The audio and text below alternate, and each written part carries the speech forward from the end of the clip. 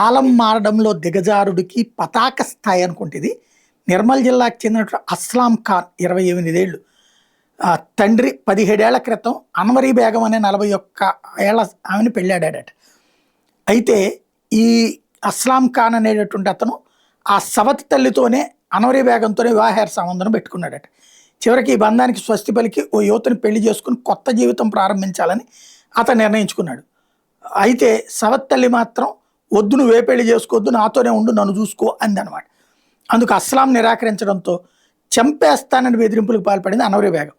ఈ విషయం ఇంట్లో తెలిసింది. తండ్రితో గొడవలైనవి. నిర్మల్లోని వైఎస్ఆర్ కాలనీలోకి మకాం మార్చాడు అస్లాం. తనని కాదని మరొకరితో పెళ్లికి సిద్ధమయ్యాడని అస్లాం మీద పగ పెంచుకున్నటువంటి ఆ సవతి తల్లి అన్వరీ బేగం అతని మర్డర్కి స్కెచ్ వేసింది. ఆ స్కెచ్ ఇంప్లిమెంటేషన్ అన్నదే ఇప్పుడు కీలకమైంది. తన తమ్ముడితో కలిసి 6 లక్షల డీల్తో సుపారీ గ్యాంగ్తో హత్య చేయించేందుకు అన్వరీ బేగం ప్రణాళిక చేసింది. ఆటోలో వెళ్తున్న అస్లాంను అడ్డగించి కత్తులతో పొడిచి చంపింది సుపారీ గ్యాంగ్.